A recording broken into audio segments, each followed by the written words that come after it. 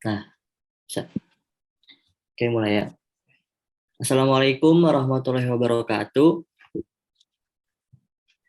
Kami dari kelompok 2 mata kuliah komputasi hijau ingin menjelaskan tentang regulasi dan penerapan green computing. Anggota kelompok kami berisikan Firda Nur Apriani, Hilma Zahra, Lukmanul Hakim, Muhammad Hilmi Al-Fatih, Raihan, dan Syafira Salasa Zahro. Masuk ke materi, regulasi terkait komputasi hijau. Kepada Syafira, dipersilakan.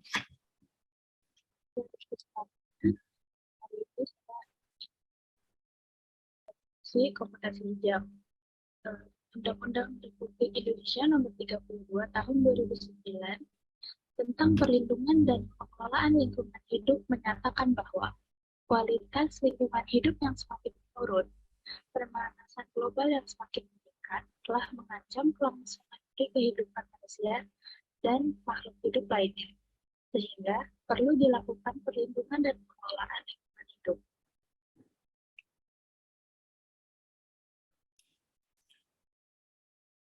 Lanjut.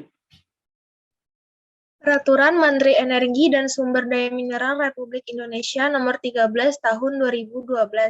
Peraturan ini membahas tentang penghematan pemakaian tenaga listrik, menyatakan bahwa dalam rangka meningkatkan penghematan tenaga listrik secara efisien dan rasional, maka perlu dilakukan tanpa mengurangi keselamatan, kenyamanan, dan produktivitas. Peraturan Pemerintah Republik Indonesia, yaitu PP Nomor 70 Tahun 2009 tentang konservasi energi. Konservasi energi adalah upaya sistematis, terencana, dan terpadu guna melestarikan sumber daya energi dalam negeri, serta meningkatkan efisiensi pemanfaatannya. Pasal 8 menyatakan bahwa masyarakat bertanggung jawab mendukung dan melaksanakan program konservasi energi.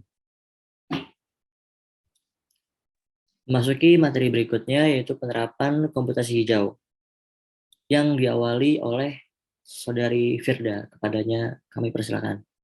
Selanjutnya ada penerapan green computing pada lingkungan kampus. Yang pertama, menggunakan e-learning system dalam proses pembelajaran. Membiasakan mahasiswa untuk menggunakan sistem e-learning pada perguruan tinggi sebagai penunjang proses perkuliahan dan pembelajaran sehingga dapat meminimalisir penggunaan kertas. Yang kedua, menggunakan tinta printer isi ulang. Menggunakan tinta printer isi ulang, dengan menggunakan ini, setidaknya hal itu dapat meminimalisir penumpukan cartridge yang masih terkandung tinta kering. Jadi bisa menjaga tanah dari kontak langsung bahan kimia berbahaya. Yang ketiga, membiasakan mahasiswa untuk melakukan pengiriman tugas secara digital, contohnya email. Yang terakhir, melakukan daur ulang perangkat keras yang tidak terpakai. Tujuannya untuk mengurangi dampak dari pembuangan sampah elektronik, contohnya dengan memanfaatkan komputer bekas yang sudah tidak terpakai agar dapat digunakan sebagai green computing. Next. Berikutnya, penerapan komputasi hijau pada lingkungan kerja. Yang pertama, laptop hanya memerlukan 10% energi yang digunakan desktop. Flat screen hanya menggunakan 30% energi yang digunakan oleh monitor CRT. Yang kedua, mencoba untuk mengupgrade RAM sebelum memutuskan ganti komputer.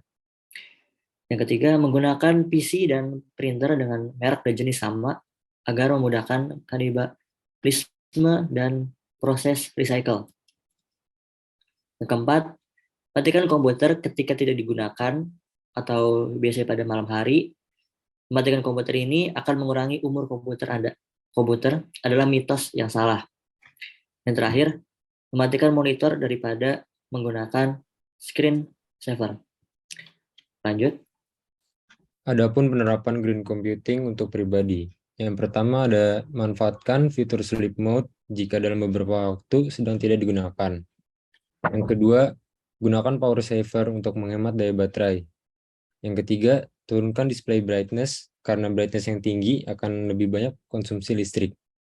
Yang terakhir ada mematikan Bluetooth Wi-Fi, dan jaringan nirkabel lainnya ketika sedang tidak digunakan. Jadi cukup sekian materi yang bisa kami sampaikan.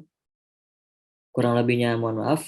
Wassalamualaikum warahmatullahi wabarakatuh.